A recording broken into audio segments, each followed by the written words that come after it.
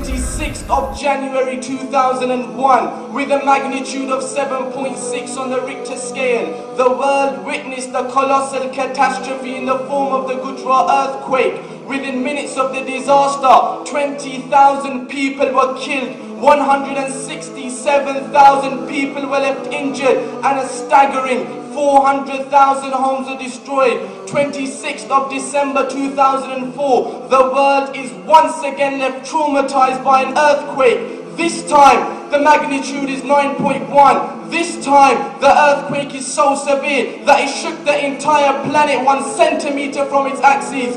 This time, it's the Indonesian earthquake or the tsunami. This time, 230,000 people are killed instantaneously across 14 different countries. 8th of October 2005, the world is once again left shocked by an earthquake. Kashmir, it's a Saturday. Students are in school just like every other Saturday. A disaster strikes in the form of a 7.6 earthquake. Within minutes, the area is transformed from a peaceful region to a pool of dead bodies, totaling in excess of 75,000 individuals. Entire towns and villages are wiped out at once by this disastrous devastation. 11th of March 2011, and I'm talking just a few months back, the Japan earthquake. The world is once again shocked as the disturbance sends waves of up to 38.9 meters high, sweeping through Japan, destroying 125,000 buildings in the process.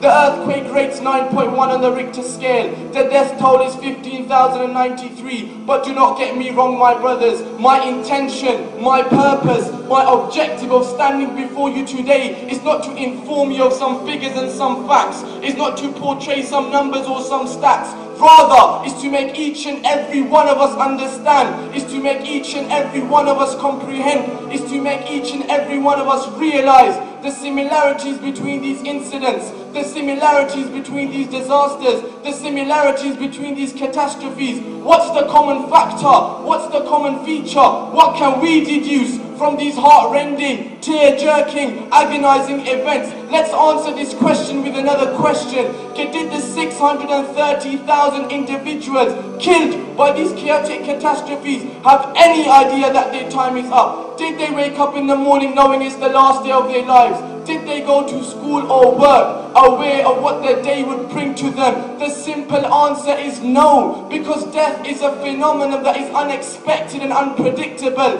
Every next moment could be our last. One can be sleeping, eating, walking, talking, studying, exercising, dressing, shopping, popping, playing, relaxing, chillaxing, working or enjoying his life, and before he knows it, his time is up. Take the example of Nicholas Fur, the footballer. He comes on as a sub for Benfica. He makes the assist for the only goal of the game. The world is watching. It's a football match being broadcast on live television. He's only 24 years of age. The match is near its finish. He makes a tackle and receives a booking. As the yellow card is shown to him, he ruefully smiles at the ref and then turns around to get back to the action. All of a sudden, he bends forward and then falls flat on his back.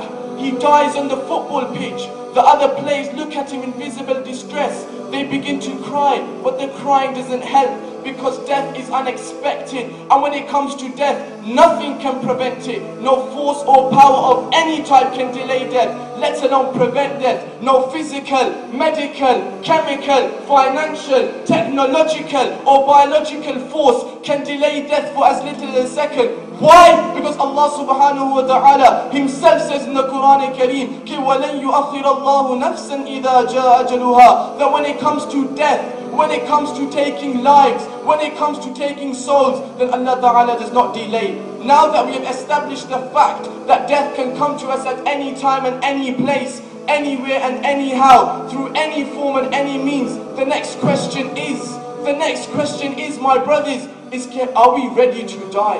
Are we living a life in which we are investing for our hereafter? Or are we living every moment in hope of increasing our stake in this deceitful world? In essence, Are we living for this world, or are we living for the hereafter? Let's take an example of he who lived for this world. And for those of you who don't know, I'm talking about Sikandar Akbar, Alexander the Great, a man considered to be one of the most successful commanders of all time. At the age of 30, he had one of the largest empires in human history. He had it all. At the age of 25, he had conquered 90% of the known world. Yet this same man, this same Alexander, this same Sikandar, when he's on his deathbed and surrounded by his men, he makes a bizarre wish. He says, oh men, after my death, when you put my body in the casket, then let my arms hang over the edges with my palms wide open. The people around him ask the reason to this bizarre request. He replies, so that people can see, so that the world can see that I am that very man who conquered the entire world. Yet today, I am leaving the world empty-handed. This was the end of you at it all. We must realize, my brothers, we can possess the most luxurious of houses, the most expensive of clothes, the most profitable of businesses, the most classy of cars, the most respected of positions in society, the most well-paid of jobs, the most prestigious of degrees, the most envied of grades, the most impressive of CVs, the most affable of associates, the most ecstatic of happiness, the most safe of security, and the most stunning of wives. But when the time of death comes, then all of these things will remain behind, and only our good deeds will remain with us. Why? Because the Prophet ﷺ is reported to have said in Bukhari by Hazrat Anas radiallahu ta'ala an, كِ يَتْبَعُ الْمَيِّتَ ثَلَاثَةً أَهْلُهُ وَمَالُهُ وَعَمَلُهُ فَيَرْجِعُ اثْنَانِ وَيَبْقَى وَاحِدٌ يَرْجِعُ أَهْلُهُ وَمَالُهُ وَيَبْقَى عَمَلُهُ. That when a person leaves this world, then only his good deeds will remain with him. And the Sahaba radiallahu ta'ala anhum ajma'een, they properly understood this. They properly understood this message. That's why they didn't live for this